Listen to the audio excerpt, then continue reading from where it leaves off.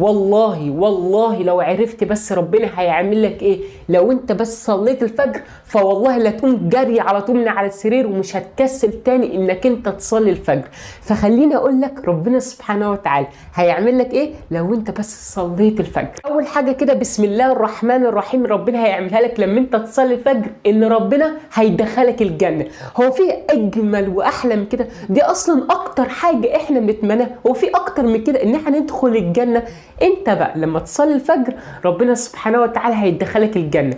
وهنا يجي سيدنا محمد صلى الله عليه وسلم يطمنك ويأكد لك ويقول لك من صلى البردين دخل الجنة. والبردين دول هم صلاة الفجر وصلاة العصر. تاني حاجة، سمعت قبل كده عن صلاة قيام الليل؟ أكيد تعرفوا، أكيد سمعت عنها، وأكيد سمعت إن اللي بيصلي قيام الليل ده ربنا سبحانه وتعالى بيديله أجر وثواب وحسنات عظيمة جدا جدا، ممكن ما تقدرش أبدا تستوعبها ولا تتخيلها.